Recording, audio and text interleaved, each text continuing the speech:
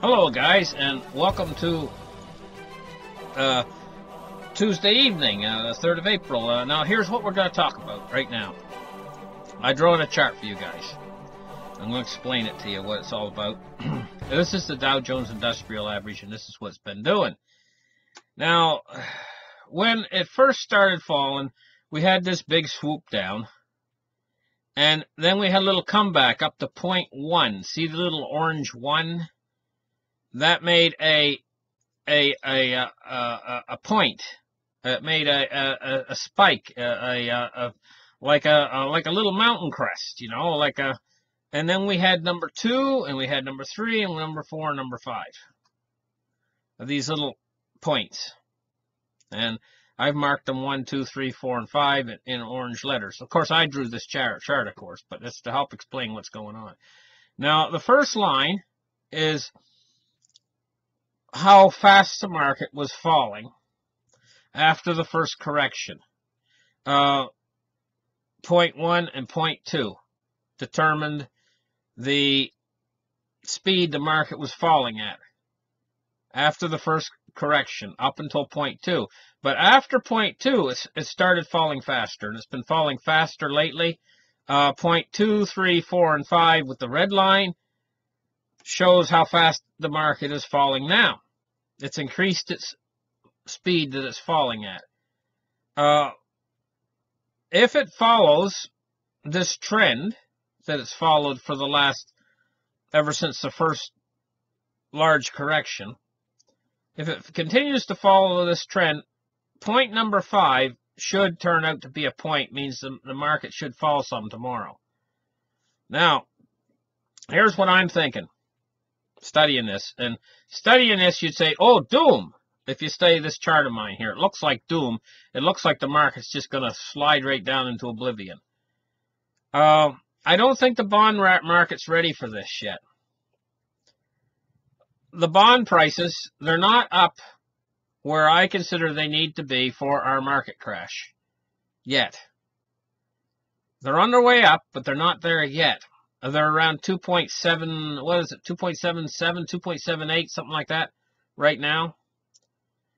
That's not where they need to be for the market crash. They need to be over 3. They need to be more like 3.15 or 3.25 on the U.S. 10-year.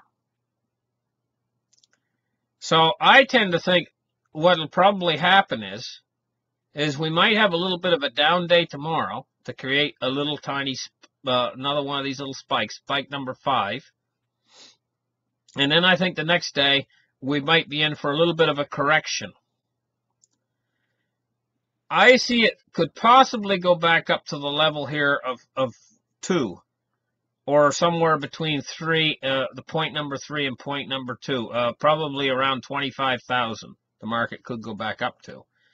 And it could stay there for a little while the bond yields begin to start to rise again. Eventually, in the next couple months, 2 or 3 months, the bond yields are going to get up to where they pass 3.25%. Then we're primed for our big market crash. This is what I tend to think it's going to do. Now, I could be wrong about this. This market's very unpredictable right now. There's an awful lot of stress on this market. And I noticed something today that's a bad sign. The fact that an awful lot of the ones who come back in and buy on the dip are not buying on the dip like they used to. There's less of them, getting to be less and less of them, less and less buyers into this market, and it's becoming, so it's looking more and more like the crash. But I don't really think we're quite there yet. Judging mostly why I'm judging it this way is because the bonds are not over 3%, they're still under 3%. But I predicted a crash, and it's not absolutely impossible that we couldn't have the crash a little bit prematurely. The bond prices are still down around where they're at now. It's not impossible that we could have a crash with the bond prices that they are right now, but it's just my tendency is to think that this market's going to bounce back just a little bit, probably to about 24,500 or 25,000. That's my opinion on it. And of course, I see Bitcoin rebounding a little bit as well. But I predicted that Bitcoin was going to rebound a little bit. And I also said that this market's probably going to hold off until we get to 3.25 on the US 10-year. Then hang on to your hats for both this market and Bitcoin. Because when this market goes down, when the markets, I say all the markets go down, they're going to go. It's going to be pretty ferocious, and it's going to happen pretty fast. It's going to be kind of a landslide. Now what I'm going to talk about is probably the most important thing of all. You're going to have to pretend in your mind. Pretend that the market has crashed. Pretend that that's over and done with now. Pretend that the market has fell down to its bottom and the central banks of the earth, because we're in an enormous crisis. Now, this is what I want you guys to pretend. That the central banks have all responded to the crisis now. And we're through it. The central banks have changed their monetary policy. They're not tightening anymore. And in fact, they're as loose as a goose. Quantitative easing 4 has begun, and it's twice as big as quantitative easing 3. Now, this is the most important part. What we're going to discuss next, because this is the lead-in to the hyperinflation. You never get hyperinflation from deflation.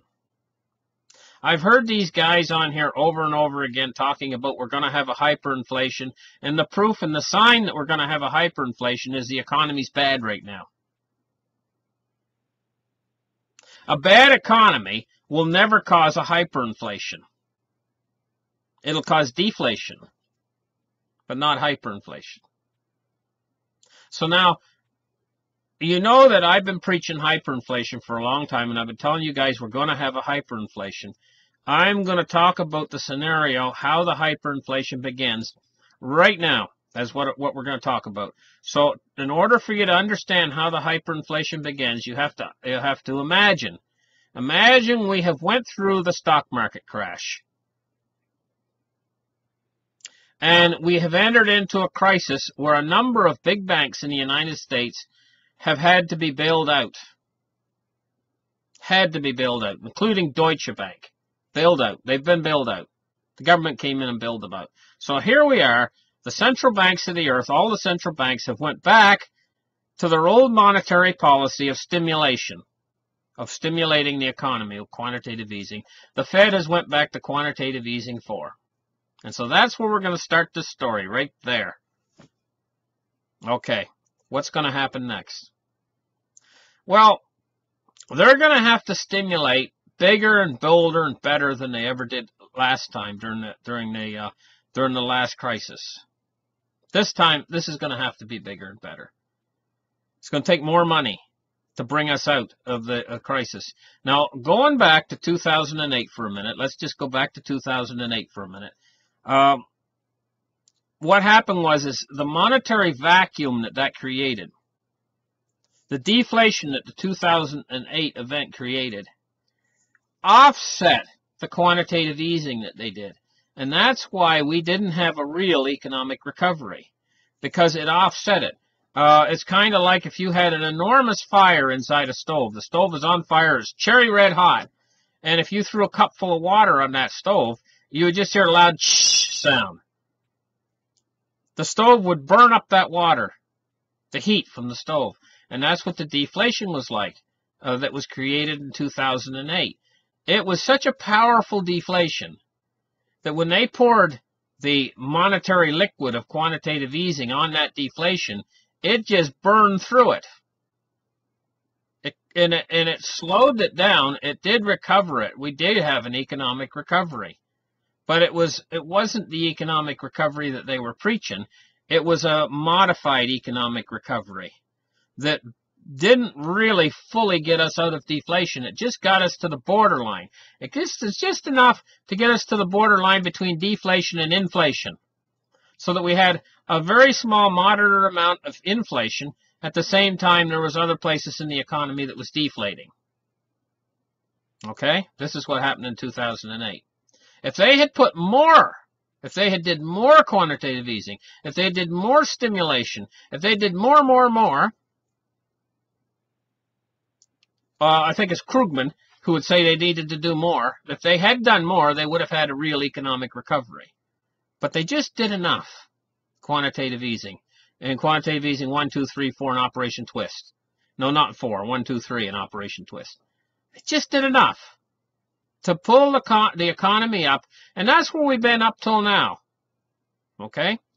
So, now,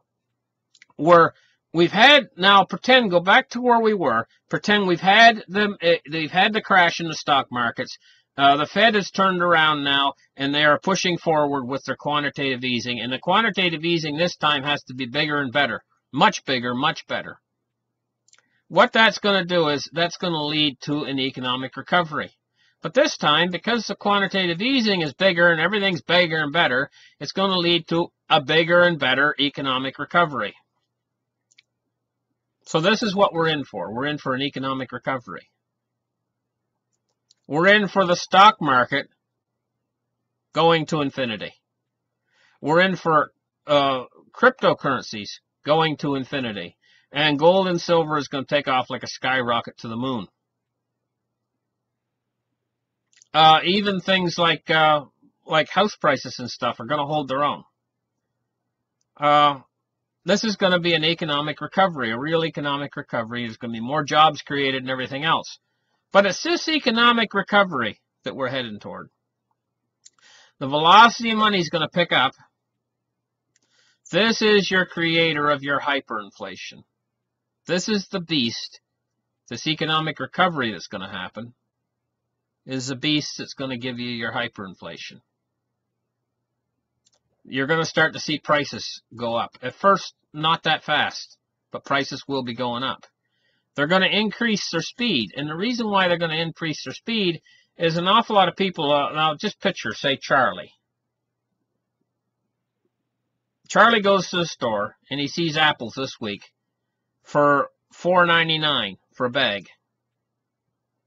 Next week, they're $5.99 for a bag. He says, well, you know what, to Martha, he says, I'm going to buy 4 bags of those apples. And the reason why is because the following week they're going to be $1 more again.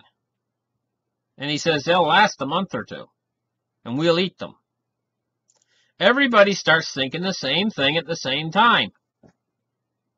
Then you see prices starting to shoot up much faster. People start to pull money out of the bank, and they start to lose confidence in the purchasing power of their money. And what starts to happen is they all start to spend simultaneously, and this starts to drive prices up. And then the more it happens, it's almost like a chain reaction.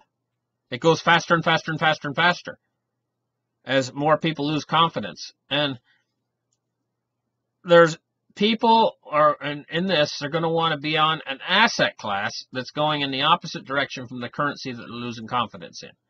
So they're going to be losing confidence in the fiat currencies, including the US dollar.